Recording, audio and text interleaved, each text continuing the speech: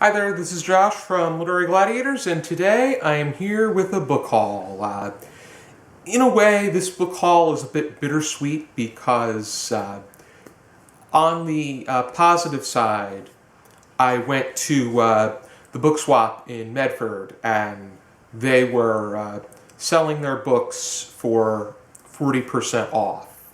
And if it was a used book that was already 80% off, mathematically speaking, I would get the book for 88% off.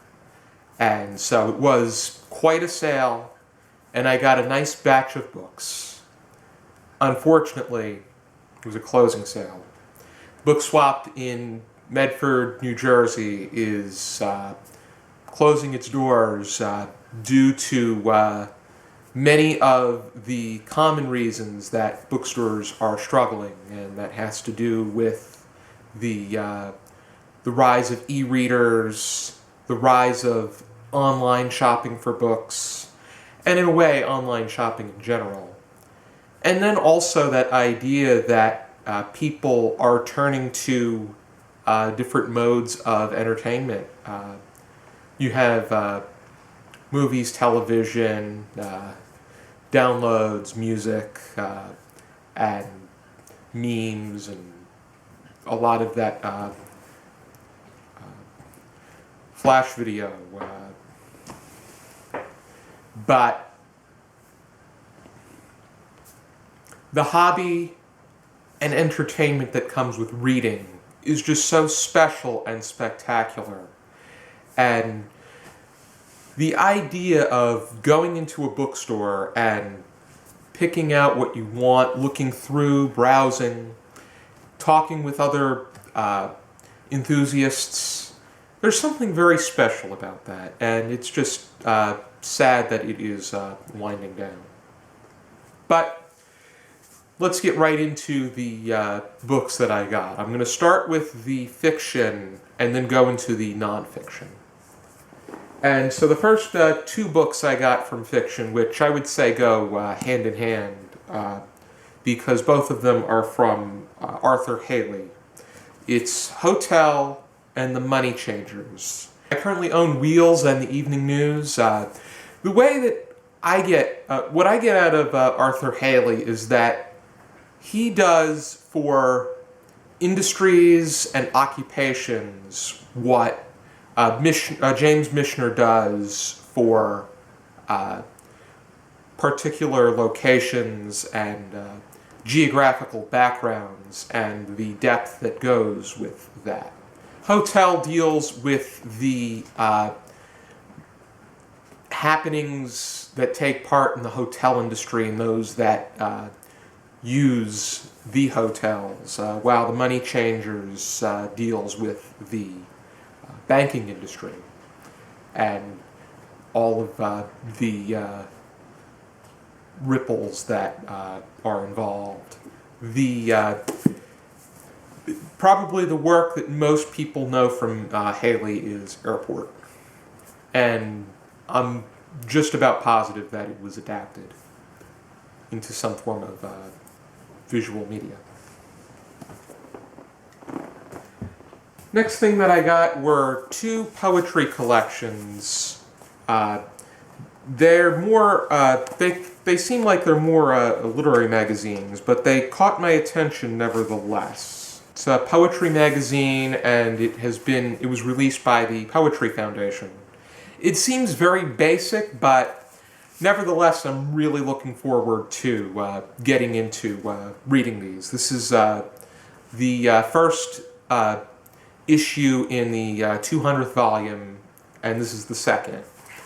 And it doesn't just feature poetry, but it also includes essays that talk about the poetry. So I'll be interested to see. Next thing that I got is something that is often talked about because it won the International Man Booker Prize. And that's The Vegetarian by Hong Kong. And this has to do with a woman who converts to vegetarianism after she has a terrible nightmare that motivates her to converting, and it also has to do with those around her and the pressure that they place upon her for the choices that she's making. And I heard that it is very Kafkaesque, which that's a word that really catches my attention because Kafka and his use of absurdism is brilliant. Next thing I got was Sweet Francaise by Irene Nemirovsky, and it has to do with the Jewish community living in Paris and how they are affected once the Nazi soldiers occupy their area, and the how something such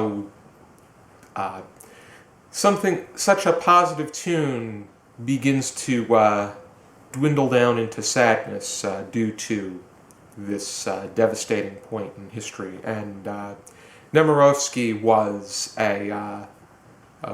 captured during the Holocaust, and she was sent to Auschwitz, and she didn't make it out. And this did not come out until 64 years after it was written. Next thing that I got was a selected poetry collection by Henry Wadsworth Longfellow, and surprisingly I didn't have one of these in my collection, and there were a few collections of this nature, but I already had I have the completed collection of Robert Frost's poetry, the completed collection of W.B. Yeats, and I own Leaves of Grass by Walt Whitman. So this was the one that it was a bit lacking, so I decided I would pick it up, and I look forward to reading this. One of the poems that sticks out is Paul Revere's Ride, because that's going to be something we go over during this season. But I'm really looking forward to seeing how he approaches poetry, because he definitely comes off as being a great American poet.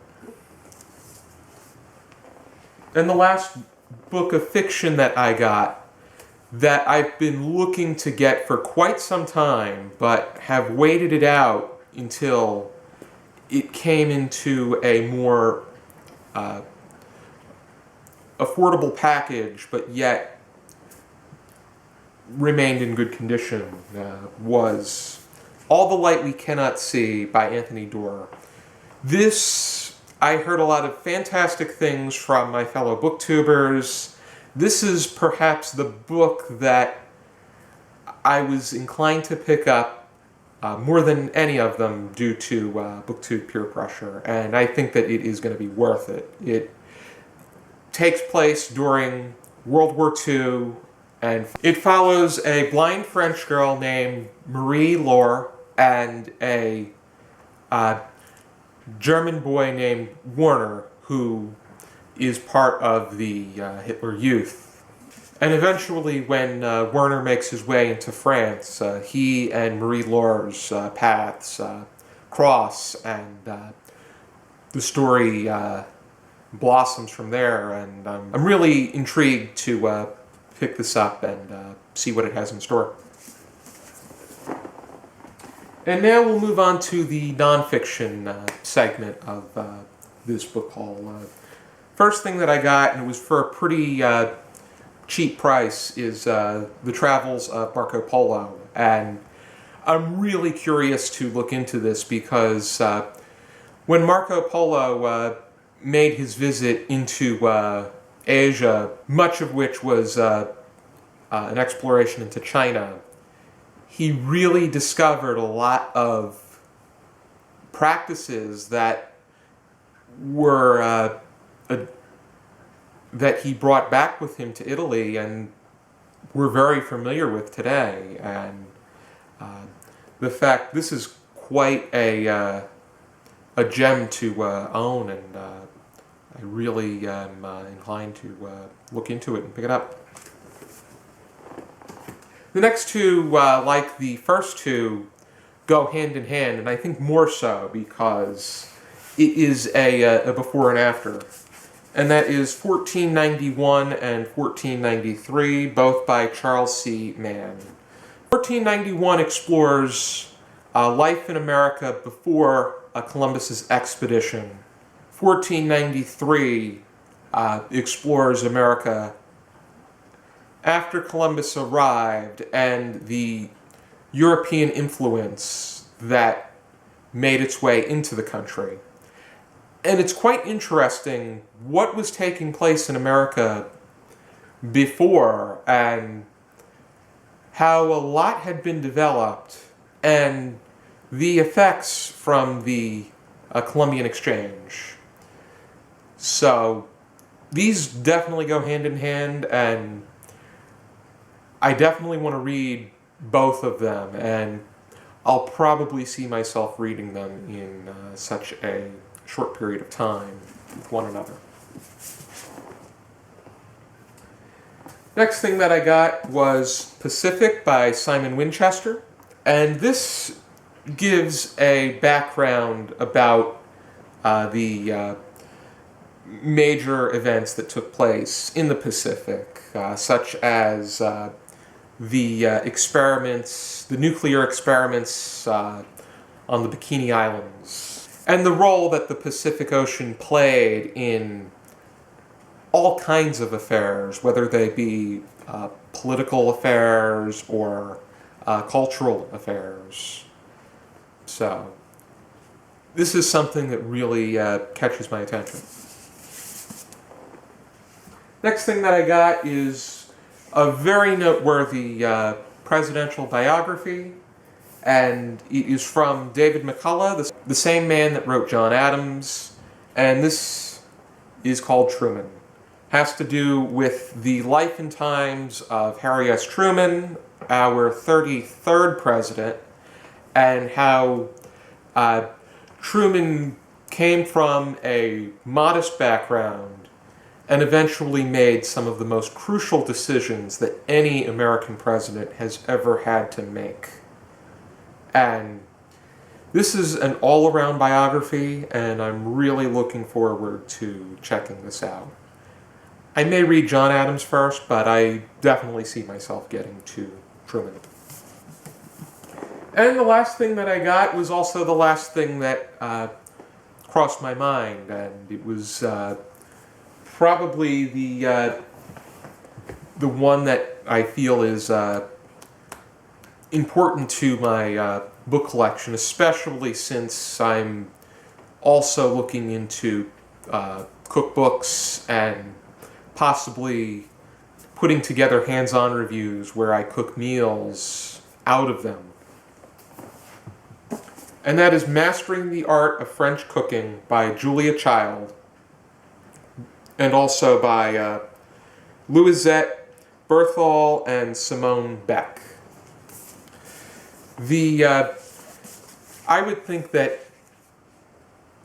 anybody that has a major cookbook collection, this is the cream of the crop, especially if French cooking catches your attention. But Julia Child is the original celebrity chef. She is the one that used hands-on approaches, entertainment, humor, and yet that traditional how-to mentality in order to put together such a noteworthy cooking show.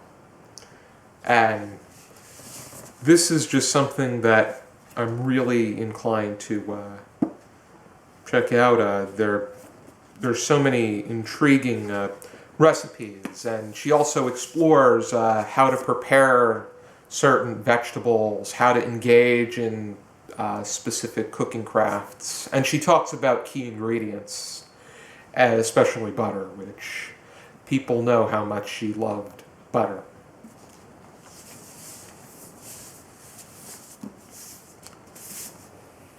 Among these books, I shall mention the translators to those that have been translated.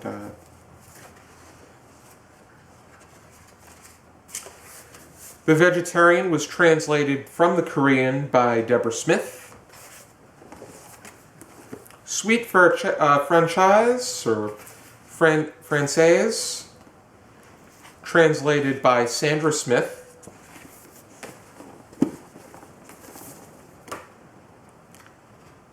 And this version of the Travels of Marco Polo was translated by Ronald Latham.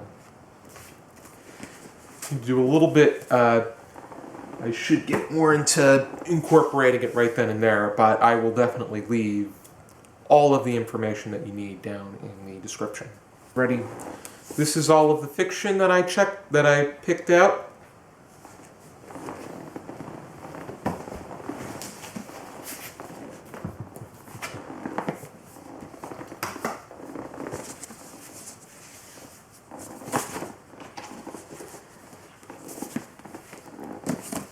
And all of the nonfiction. So I got a nice healthy addition to my book collection.